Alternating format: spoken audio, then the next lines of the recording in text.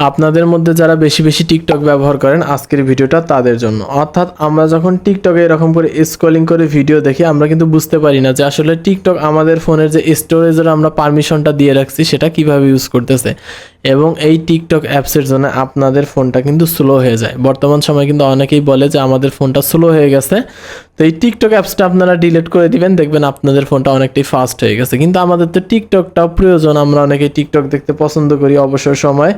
তো আজকের ভিডিওর মাধ্যমে দেখাবো কিভাবে টিকটক আমাদের ফোনটাকে স্লো করে, আর আমরা কিভাবে এই টিকটকের স্লো করা ফোনটা আমরা ফাস্ট করে নিতে পারবো। এটা কিন্তু খুব সহজ একটা বিষয়, আপনারা দেখলেই বুঝতে পারবেন। তো অনেকেই হয়তো মনে করবে যে বিষয়টা আসলে প্রয়োজনীয় না। তো আপনারা যখন টিকটক দেখেন, অথবা হতে পারে ওয়াইফাই, হতে পারে ডাটা দিয়ে, তো ডাটা ওয়াইফাই অফ করে দিবেন, অর্থাৎ ইন্টারনেট সংযোগ বিচ্ছিন্ন করে দিবেন। তারপরে দেখবেন অনেকগুলো টিকটক দেখা যায়।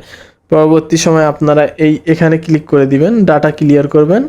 ডাটা ক্লিয়ার করার পর আবার যদি টিকটক অ্যাপসটা ওপেন করেন, দেখবেন আবার বেশ কিছু টিকটক দেখা যাচ্ছে। আসলে এই বিষয়টা কি, ইন্টারনেট ছাড়া কি টিকটক আমাদের এই ভিডিওগুলো দেখাচ্ছে? তো আজকের ভিডিওর মাধ্যমে দেখাবো কিভাবে টিকটক আপনাদের ফোনের স্টোরেজটা দখল করে রাখে, এবং আপনারা কিভাবে এই স্টোরেজটা ফাঁকা করবেন, অর্থাৎ স্টোরেজটা ক্লিয়ার করার মাধ্যমে আপনার ফোনটা ক্লিন করতে পারেন। এটা কিন্তু প্রত্যেকের জন্য ইম্পর্টেন্ট, শুধুমাত্র টিকটক নয়, বেশ কিছু অ্যাপস আছে যারা আমাদের স্টোরেজের উপর ভালো রকম প্রভাব ফেলে, এবং আমরা এই পারমিশনটা কিন্তু নিজেই দিয়ে রাখি। টিকটক অ্যাপস যখন আমরা ইনস্টল করি তখন কিন্তু স্টোরেজের পারমিশন চাই, আমরা কিন্তু পারমিশনটা অ্যালাউ করে দিই। তো সেক্ষেত্রে আমরা কি করব, খুব সহজে আপনাদেরকে দেখিয়ে দেবো। আমরা চলে আসব সেটিংয়ে চলে আসার পর এখানে দেখতে পারবেন সার্চ বার আছে, যে কোনো ফোন থেকে আপনারা সার্চ করবেন অ্যাপস লিখে সার্চ করে দিবেন।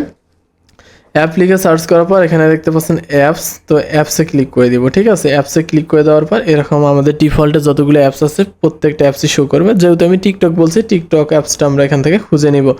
খুঁজে নেওয়ার পর আপনাদের দেখাবো যে আসলে টিকটক আমাদের কতটুকু স্টোরেজ খাইছে। আমি কিন্তু এইটা বিষয়টা জানি, জন্য আমি কিন্তু রেগুলার এই স্টোরেজটা ক্লিয়ার করি। তারপরে আমার ফোনের কী অবস্থা আপনাদের দেখাই। আমি বিশ্বাস করি যে আপনাদের ফোনে কিন্তু এর থেকে অনেক বাজে অবস্থা। তো এখানে দেখতে পাচ্ছেন টিকটক 2.46 জিবি, অর্থাৎ 2.5 জিবি স্টোরেজ কিন্তু টিকটক আমার 2 দিনেই খাইছে। গতকালকে আমি এটা ক্লিন করছি, 2.5 জিবি স্টোরেজ টিকটক আমার খেয়ে ফেলছে। আমার কিন্তু এই ফোনের স্টোরেজ র্যাম আছে 4 জিবি, যার কারণে ফোনটা একটু স্লো কাজ করে। তো টিকটক কিন্তু অলরেডি 2.5 জিবি খাইছে। এরকম যদি আমি 1 মাস চালাই, টিকটক কিন্তু আমাদের 10-15 জিবি করে খেয়ে রাখে। তো এই স্টোরেজটা ক্লিয়ার করব কীভাবে, আমরা এখান থেকে টিকটকে ক্লিক করে দিব। আর টিকটকে ক্লিক করার পর এখানে দেখতে পারবেন স্টোরেজ নামে একটা অপশন আছে, ঠিক আছে। এই আমরা এখান থেকে স্টোরেজে ক্লিক করে দিব। আপনারা হয়তো স্ক্রিনে দেখতে পাচ্ছেন, স্টোরেজে ক্লিক করার পর এখানে আপনারা একটা অপশন দেখতে পারবেন ক্লিন ডাটা। আমরা এখান থেকে ক্লিন ডাটায় ক্লিক করে দিব, তারপর ডিলেটে ক্লিক করে দিব।